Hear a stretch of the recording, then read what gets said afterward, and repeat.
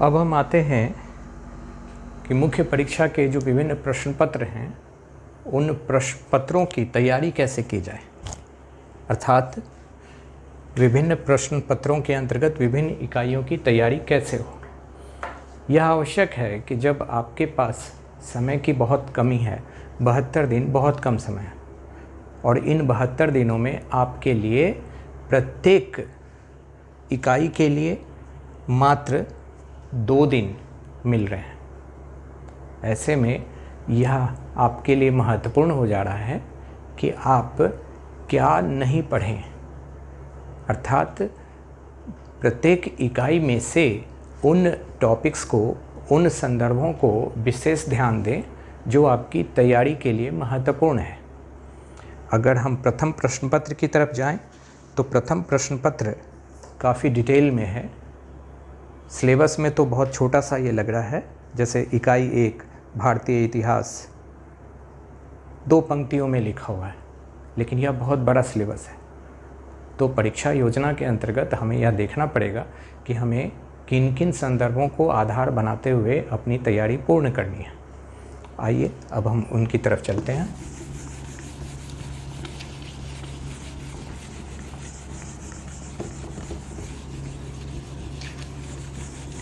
यह आवश्यक है कि तैयारी समय के साथ चलते रहने से धीरे धीरे आप आश्वस्त हो जाएं कि कितना कम आपको अंतिम समय के में रिवाइज करने के लिए, दोहराने के लिए आपके टेबल पर, आपके स्टडी टेबल पर रहना चाहिए, न कि वो बोझ बढ़ता जाए। अर्थात आपकी तैयारी की प्रक्रिया इस रूप में होनी चाहिए कि वह तैयारी घटते समय के साथ आपके लिए कुछ महत्वपूर्ण नोट्स या कुछ महत्वपूर्ण टॉपिक्स ही आपके लिए अक्टूबर अंत तक आपकी टेबल पर साथ रहें और बाकी हट जाएं, ताकि परीक्षा का एक मानसिक दबाव जो है वह आप बहुत बेहतर तरीके से हटा दें। आइए अब हम देखते हैं मुख्य परीक्षा के लिए प्रथम प्रश्न पत्र की तैयारी योजना। स्पष्ट है, 2 खंडों में विभाजित है। तो 2 खंडों के अंतर्गत हम पहले प्रथम खंड पर ही ध्यान देते हैं। प्रथम खंड अर्थात पार्ट ए। यहाँ पर आप जब विभिन्न प्रश्न पत्रों को आपस में मिलान करेंगे तो कुछ इकाइयाँ आपके लिए एक जैसी हैं, अर्थात प्रश्न पत्र 1 में अगर कुछ भाग है तो कुछ द्वितीय प्रश्न पत्र के भी कुछ टॉपिक इसी प्रश्न पत्र की तैयारी करने से उधर पूरे हो जाएंगे। तो यह ध्यान आपको तैयारी करने के समय रखा जाना है। जैसे मैं अगर लिखूं यूनिट 4 इकाई 4 प्लस यूनिट 5 इकाई 5, यह प्रथम प्रश्न पत्र का खंड अ, मैं इसकी बात कर रहा हूँ, और इसके साथ इकाई 5 का दूसरा टॉपिक, और यह द्वितीय प्रश्न पत्र का खंड ब।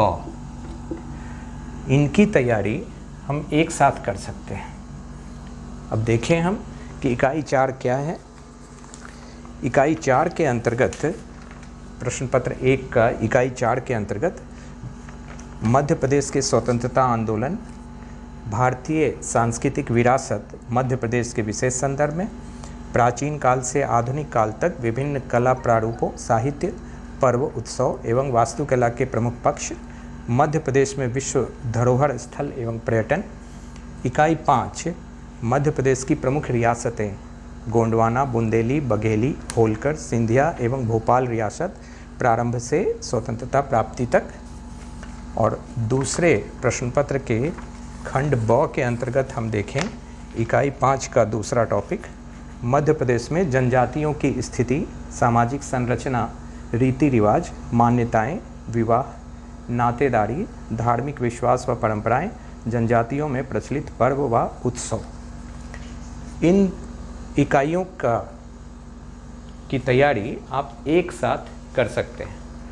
अगर हम इन इकाइयों से संदर्भित पुस्तकों को देखें कि इन पुस्तकों में क्या हम पाएंगे या कहाँ से हम तैयारी करें, तो मध्य प्रदेश हिंदी ग्रंथ अकादमी,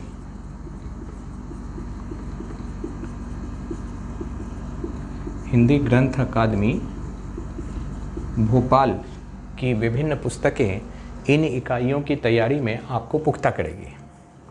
अगर हम इकाई 4 की बात करें, इकाई 4 प्रश्न पत्र 1 जिसमें मध्य प्रदेश में स्वतंत्रता आंदोलन है, तो मध्य प्रदेश में स्वतंत्रता आंदोलन से संबंधित मध्य प्रदेश हिंदी ग्रंथ अकादमी की पुस्तक आती है, वो आप ले सकते हैं। इसके साथ इकाई 5 में ही गोंडवाना, बुंदेली, बघेली, होलकर, सिंधिया एवं भोपाल रियासतों से संबंधित अलग अलग पुस्तकें मध्य प्रदेश हिंदी ग्रंथ अकादमी के अंतर्गत उपलब्ध है, जो आसानी से जिसका आप क्रय कर सकते हैं। इन पुस्तकों की खूबियाँ यह है कि इन पुस्तकों को पढ़ने के समय आप इकाई 5 के विभिन्न टॉपिक्स, जो दूसरे टॉपिक्स के अंतर्गत विभिन्न विषय हैं, विभिन्न शीर्षक हैं, उनकी तैयारी भी आपके साथ साथ होगी। इसके साथ साथ भारतीय सांस्कृतिक विरासत मध्य प्रदेश के विशेष संदर्भ में, जैसे प्राचीन काल से आधुनिक काल तक विभिन्न कला प्रारूपों, साहित्य, पर्व, उत्सव एवं वास्तुकला के प्रमुख पक्ष, मध्य प्रदेश में विश्व धरोहर स्थल एवं पर्यटन, इन सभी बिंदुओं की तैयारी मध्य प्रदेश हिंदी ग्रंथ अकादमी की विभिन्न रियासतों से संबंधित पुस्तकों को पढ़ने के क्रम में हो जाएगी। साथ ही कुछ महत्वपूर्ण पंक्तियाँ अति लघुत्तरीय प्रश्नों के रूप में आप मार्क कर सकते हैं, जो आपकी तैयारी में मदद करेगी। तो यह तैयारी आपकी इस रूप में हो सकती है। अगर हम इकाई 1 की बात करें, तो इकाई 1 प्रथम प्रश्न पत्र का खंड अ का इकाई 1 की बात अगर करते हैं, तो यह मात्र 2 पंक्तियों में लिखा हुआ है। भारतीय इतिहास, भारत का राजनीतिक, आर्थिक, सामाजिक एवं सांस्कृतिक इतिहास, हड़प्पा सभ्यता से 10वीं शताब्दी तक। देखने में तो यह बहुत छोटा सिलेबस लग रहा है, किंतु हड़प्पा सभ्यता से 10वीं शताब्दी तक इसका अध्ययन आपको किया जाना है। तो अब इसके अंतर्गत जब हमारी तैयारी होगी, तो हमारी तैयारी का क्रम यहाँ निम्नलिखित सभ्यताओं या साम्राज्यों के राजनीतिक, आर्थिक, सामाजिक एवं सांस्कृतिक संदर्भ में करना होगा। और इनका अध्ययन करते समय हमें इन्हीं के संदर्भ में इन विभिन्न आधारों के आधार पर कुछ महत्वपूर्ण तथ्यों को अलग करके रखना होगा, जो अति लघु उत्तरीय और दीर्घ उत्तरीय प्रश्नों के रूप में पूछे जा सकते हैं। लेकिन यह आवश्यक है सबसे पहले कि हड़प्पा सभ्यता से 10वीं शताब्दी तक में क्या क्या पढ़ा जाना है।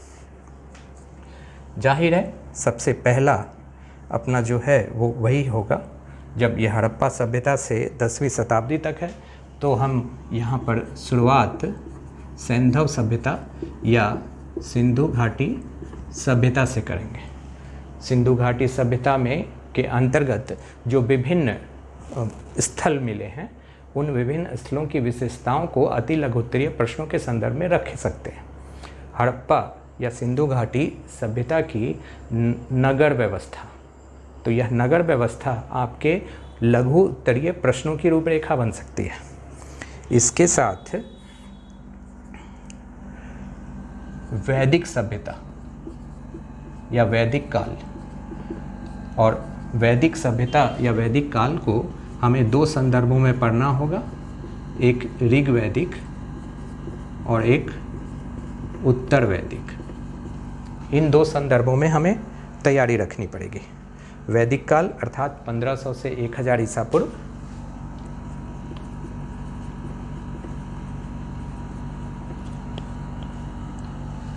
और उत्तर वैदिक काल 1000 से 600 ईसा पूर्व।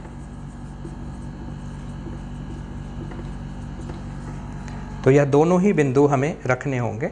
हड़प्पा सभ्यता से 10वीं शताब्दी तक यह हमारे सिलेबस का आधार है। तो इस संदर्भ में हमें सिंधु घाटी सभ्यता से शुरुआत करते हुए आगे बढ़ना है। अब इसके बाद अगर हम देखेंगे तो जाहिर है उत्तर वैदिक के बाद जो विभिन्न धार्मिक आंदोलन हुए हैं या विभिन्न धर्मों का उदय हुआ है, उनका अध्ययन आवश्यक होगा, विशेषकर बौद्ध और जैन के संदर्भ में। यहाँ से भी अति लघुत्तरीय और लघुत्तरीय प्रश्नों की बनने की संभावना रहेगी। इसके बाद अगर हम आगे चलें तो हमें महाजनपद की स्थिति दिखती है, और महाजनपद काल, इसका अध्ययन हमें करना होगा, जो 6ठी शताब्दी ईसा पूर्व की बात करता है।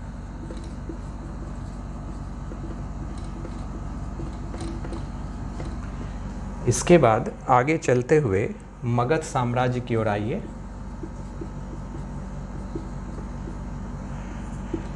फिर आगे अगर हम बढ़ते हैं तो यहाँ विभिन्न विदेशी आक्रमणों को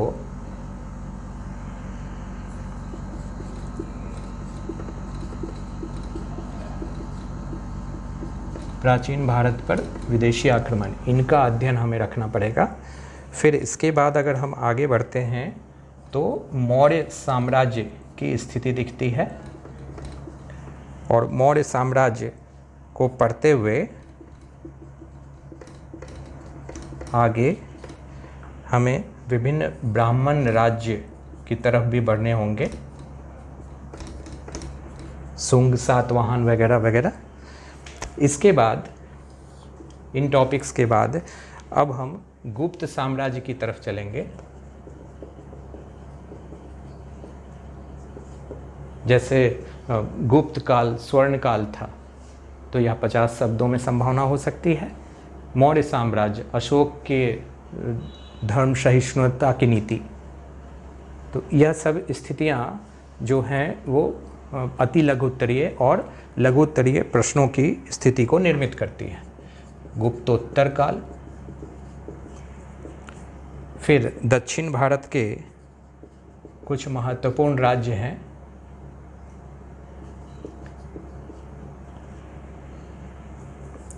(550 से 750 ईस्वी तक।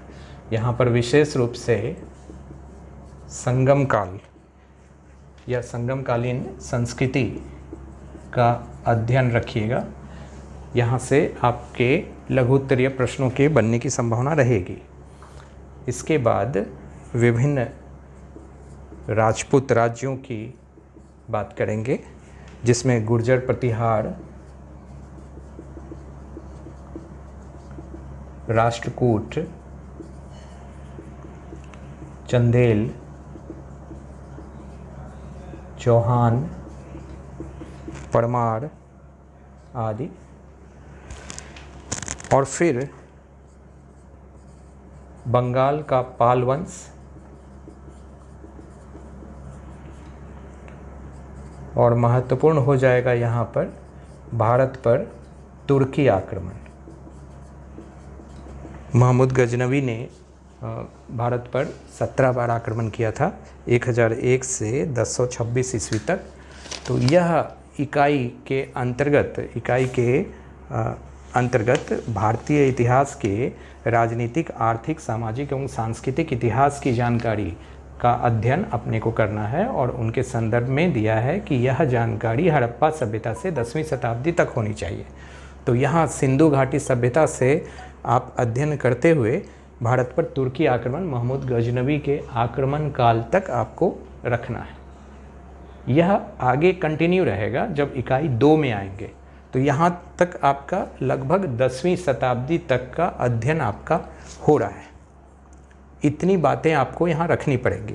यहाँ विशेषकर राजपूत काल से संदर्भित विभिन्न जो युद्ध हैं, जैसे तराइन का युद्ध, तो ये युद्ध आपके अति लघुत्तरीय प्रश्नों के रूप में बन सकते हैं। संगमकालीन साहित्यों के संदर्भ में, संस्कृति के संदर्भ में यहाँ लघुत्तरीय प्रश्न बन सकते हैं। गुप्त साम्राज्य स्वर्ण काल था, यह लघुत्तरीय प्रश्न बन सकते हैं। या फिर मौर्य साम्राज्य की तरफ आइए तो अशोक से क्वेश्चंस की संभावना बनेगी। बौद्ध और जैन के संदर्भ में तो विभिन्न बौद्ध संगीतियाँ, जैन संगीतियों के संदर्भ में प्रश्नों के संभावना बन सकती है। वैदिक सभ्यता के अंतर्गत ऋग वैदिक और उत्तर वैदिक के को प्रश्न बन सकते हैं। तो यह देखने में 2 लाइन का, 2 पंक्ति का सिलेबस देखिए कि आपको अध्ययन के लिए कितना अधिक करना है। यह एक अच्छी बात है कि इन सभी का अध्ययन आपने प्रारंभिक परीक्षा की तैयारी के समय किया होगा। अब आपके लिए यह आवश्यक है कि उस तैयारी के क्रम में जो पढ़े गए मैटर्स हैं, जो विषय वस्तु है, उसमें से आप प्रश्नों की 3 प्रकृति के आधार पर अलग अलग उसे निकाल लें और उतना ही अपने अध्ययन टेबल पर रहने दें, अध्ययन मेज पर रहने दें और बाकी को हटा दें। तो यह चुनाव आपके लिए अति महत्वपूर्ण है। अब इतने सारे टॉपिक्स की अगर बात की जाए तो यह इकाई 1 के इतने सारे टॉपिक्स और आपके लिए समय निर्धारित मात्र 2 दिन।